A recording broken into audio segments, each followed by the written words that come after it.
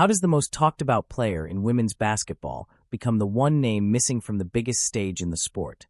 How does someone who is filling arenas, breaking television records, dragging millions of brand new viewers into the league, and forcing the entire sports world to pay attention suddenly get told she is not needed when the lights get brightest? That is the question that turned one roster announcement into a full-scale firestorm. Because this was never going to feel like a normal basketball decision. Not with the player involved. Not with the timing. And definitely not with the damage it caused the second her name was left off that list. For months, the story felt like it was already written. Caitlin Clark was the phenomenon no one could ignore. Every game felt bigger when she was in it. Every debate got louder when her name came up. The numbers were impossible to brush aside, but even beyond the numbers, there was something else happening. She had become the center of gravity in women's basketball. Casual fans were paying attention. Sports shows that barely touched the WNBA before were suddenly leading with it. People who hadn't watched a single women's college or pro game in years now had opinions, arguments, and emotional investment. That kind of momentum does not happen by accident, and it certainly does not happen often. It felt obvious that the next chapter would be Paris. It felt inevitable. Until it didn't. Then everything changed in one moment. The roster dropped, and instead of celebration, there was confusion. Then disbelief. Then outrage. Not the kind of outrage that fades in a few hours and disappears into the next news cycle, but the kind that keeps growing because the explanation never seems to fully satisfy anyone. Fans looked at the omission and saw something bigger than a basketball choice. They saw a message. They saw a league being handed the greatest opportunity it had ever seen and somehow stepping away from it.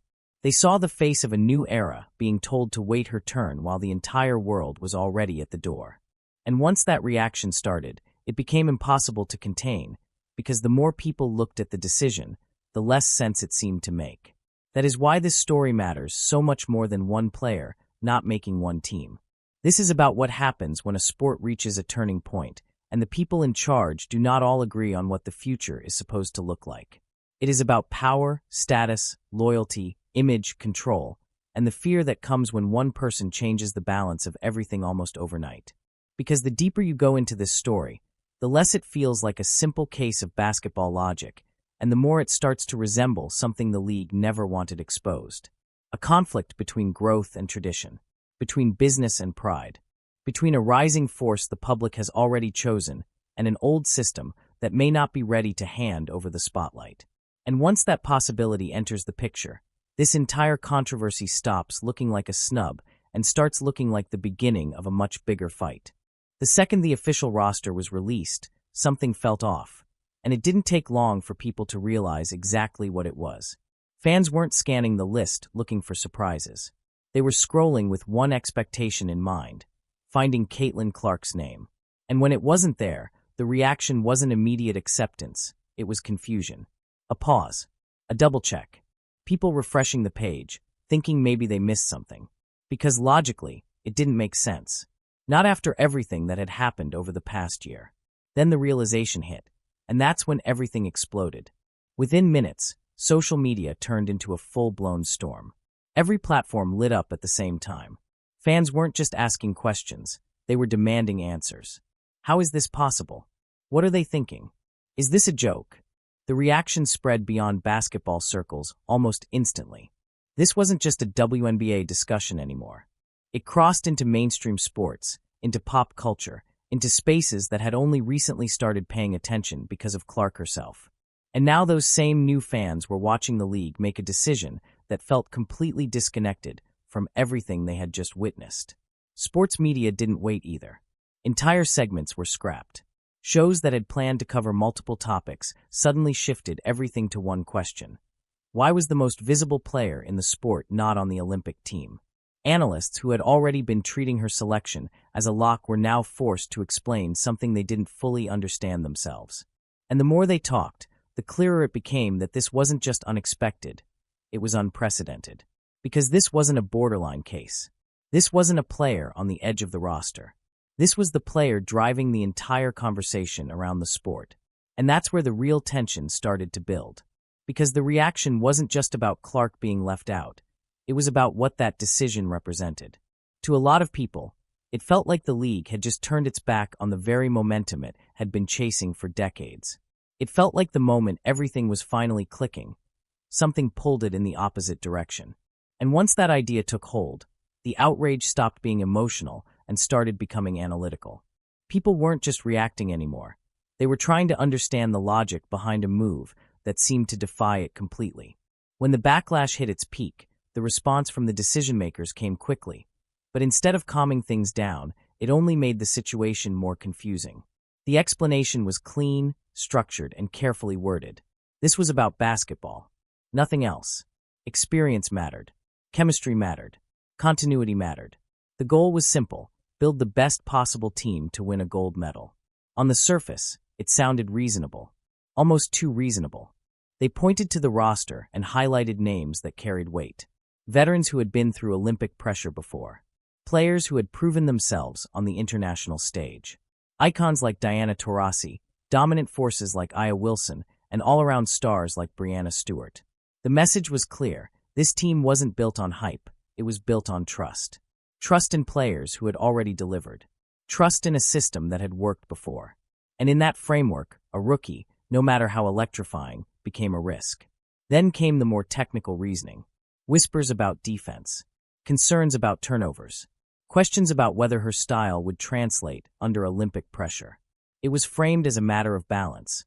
Offense alone wasn't enough at that level.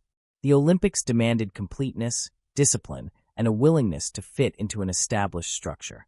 And according to that logic, adding a high-usage, high-spotlight rookie could disrupt something that had already been perfected over years of playing together. It wasn't personal. It wasn't political. It was just smart team building. But that's where everything started to fall apart. Because while the explanation made sense in isolation, it completely ignored the reality everyone else was watching unfold. This wasn't a normal rookie. This wasn't a typical situation where patience and development were the priority. The league wasn't operating in its usual environment anymore. Something had shifted, and everyone could feel it. The audience had grown. The attention had multiplied. The stakes had changed. And yet the reasoning sounded like it came from a version of the league that existed before any of that happened. That disconnect is what made the explanation feel hollow. It didn't address the real question people were asking. Not, can this team win gold? Because most already believed it could. The real question was, why would you ignore an opportunity this big? Because once that question entered the conversation, the decision stopped looking like a safe basketball choice and started looking like something far more complicated. The conversation was already loud, but the moment Stephen A. Smith stepped in, it went to another level entirely. Because unlike the carefully measured responses coming from officials, he didn't try to soften anything. He didn't frame it politely. He didn't hide behind safe language or technical breakdowns. He looked at the decision and called it exactly what he believed it was: one of the most absurd moves he had seen in modern sports. And the way he said it made it impossible to ignore. For him, this was never about rotations or defensive matchups. This was about reality. The kind of reality you can't spin, can't avoid, and definitely can't ignore when your entire league is being reshaped in real time. He pointed out something that cut through all the noise instantly. The WNBA is not operating from a position where it can afford to think small. It doesn't have the luxury of ignoring a generational star in the name of long-term structure. When someone comes along and changes everything, you don't sideline them, you build around them. And that's where his argument hit hardest. He framed Caitlin Clark not just as a player, but as an opportunity the league had never seen before. The kind of opportunity that doesn't come twice. The Olympics, he argued, weren't just another tournament. They were the single biggest stage the sport could possibly have. A global spotlight with billions watching. And putting Clark in that environment, even in a limited role, would have introduced her, and by extension the entire league, to a worldwide audience in a way no marketing campaign could ever replicate. That wasn't speculation. That was basic business logic. So when he looked at the decision, he didn't see caution. He saw a missed chance on a massive scale. He described it as a self-inflicted setback, a moment where the league had been handed momentum and chose not to use it. And what made his reaction resonate so strongly was how direct it was. No complicated breakdowns. No overanalysis. Just a simple idea. When something this obvious gets ignored, there's usually more going on beneath the surface. Because once that thought settles in, the entire situation starts to shift. It stops being about whether the decision was right or wrong, and starts becoming about why it was made in the first place. Once the conversation moved past the surface-level explanations, a different kind of narrative started gaining traction, one that had been quietly building long before the Olympic roster was ever announced. It wasn't written in press releases or explained in interviews. It showed up in moments, small flashes during games, reactions that felt just a little too intense. And once people started connecting those moments, the picture became harder to ignore. From the very beginning of her entry into the league, Caitlin Clark wasn't just competing, she was being tested. And not always in ways that looked like normal competition. There were plays that crossed the line from physical to personal. The most talked-about moment came when Kennedy Carter delivered a blindside hit that had nothing to do with the flow of the game. It wasn't subtle. It wasn't accidental. It felt deliberate. And the reaction afterward didn't exactly cool things down. Comments were made that seemed to dismiss Clark's impact, reducing her to something much smaller than what people were actually seeing on the court. And that moment wasn't isolated, it was symbolic. Because what followed looked less like standard rookie treatment and more like a pattern. Hard fouls, extra contact, plays that felt like messages being sent rather than just attempts to stop a possession. To some, it was just the reality of professional basketball. Every rookie has to earn respect. But to others, it looked like something else entirely. A kind of resistance, a pushback against how fast everything was changing and who was at the center of that change. That's where the conversation started to shift into uncomfortable territory. The idea that not everyone inside the league was celebrating her rise. That for some players, especially those who had spent years building the foundation of the league without this level of attention, Clark's arrival felt less like a shared victory and more like a sudden takeover. Endorsements, media coverage packed arenas. Things that had been scarce for years were now flowing toward one player almost instantly. And while that kind of spotlight can lift an entire league, it can also create tension if it feels uneven. When you view the Olympic decision through that lens, it starts to look different. It no longer feels like a purely strategic basketball choice. It starts to resemble something more subtle, more human. A moment where underlying emotions, pride, frustration, maybe even resentment, could have played a role. No one openly admits that. No one is going to say it out loud. But the timing, the context, and the pattern leading up to it all leave a question hanging in the air. Was this really just about building the best team? Or was it also about maintaining control of a league that suddenly feels very different than it did just 1 year ago? At a certain point, the conversation stops being emotional and becomes impossible to ignore from a business standpoint. Because what Caitlin Clark brought into the league wasn't just hype, it was measurable, undeniable impact.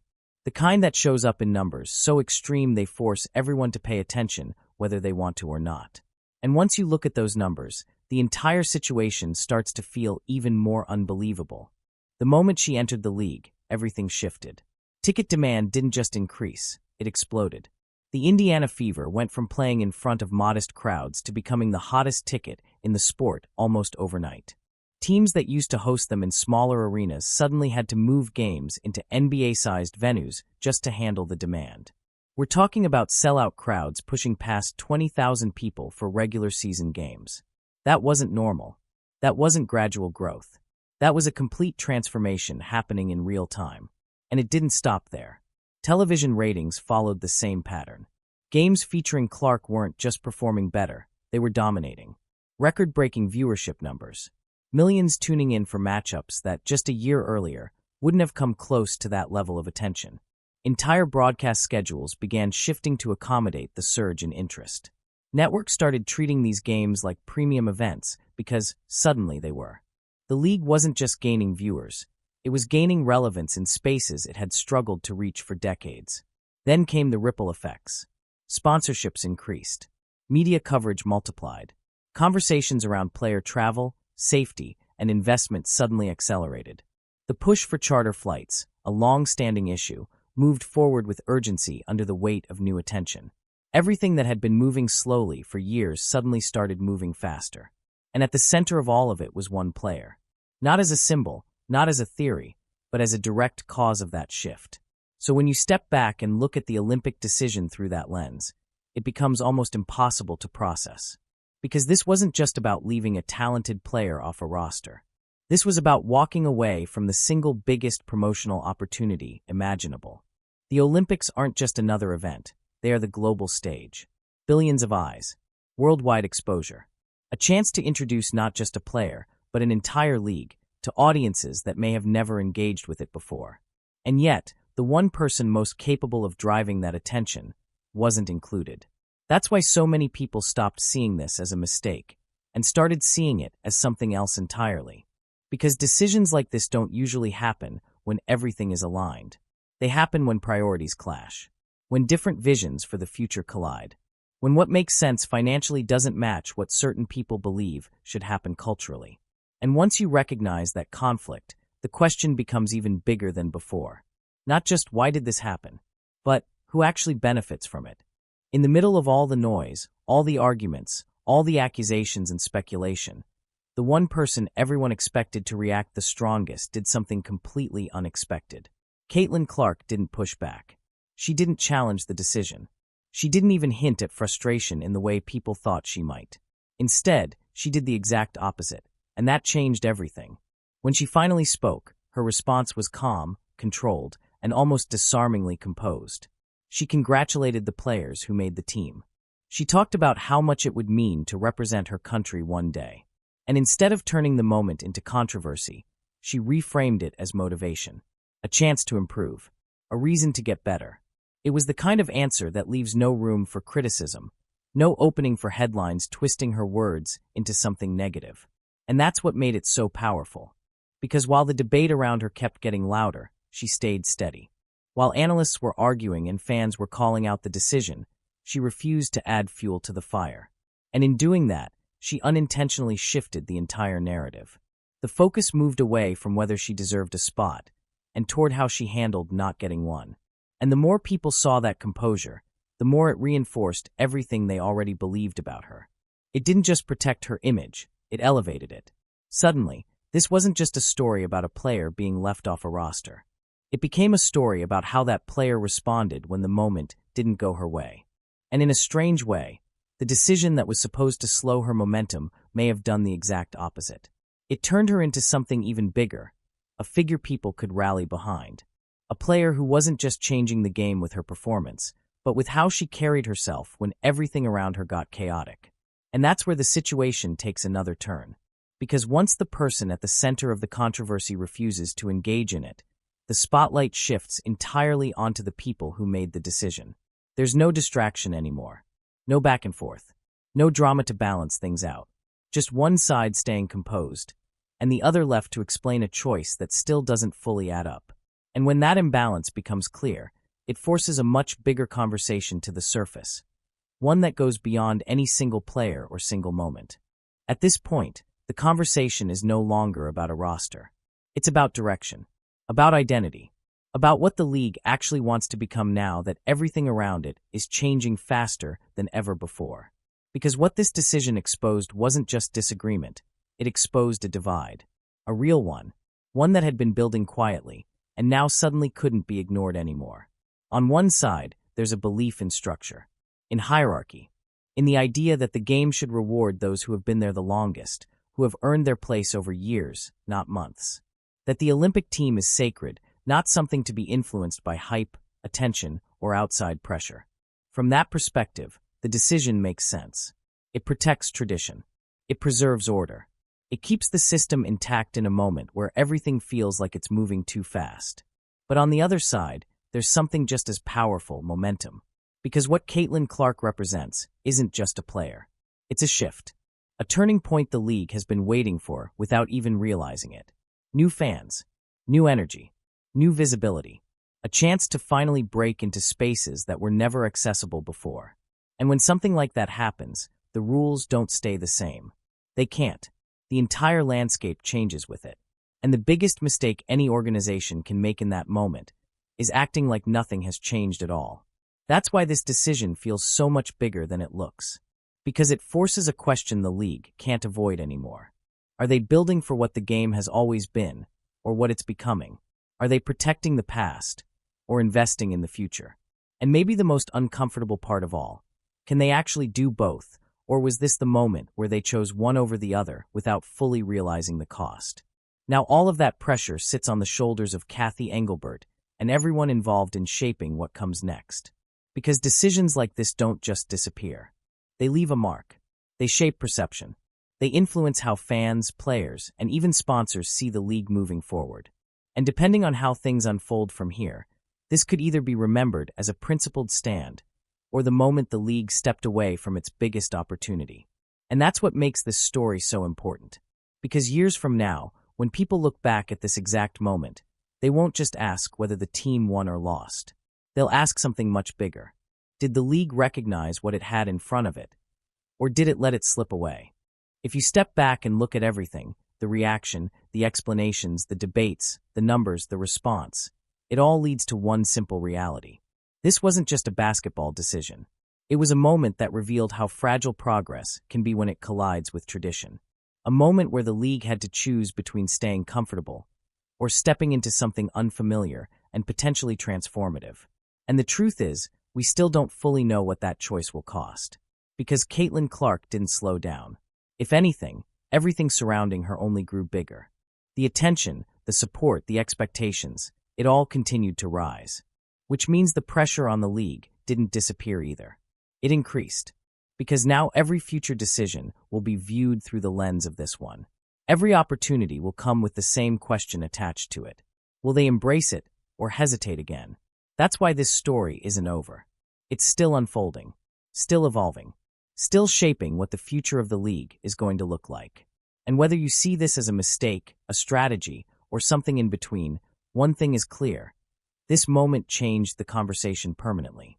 Now here's the real question. What happens next? If you made it this far, you already understand how big this situation really is. And if you want more deep breakdowns like this, stories that go beyond the headlines and uncover what's really happening behind the scenes, make sure you subscribe to the channel, hit the like button, and drop your thoughts in the comments. Because this isn't just about one decision. It's about where the game goes from here.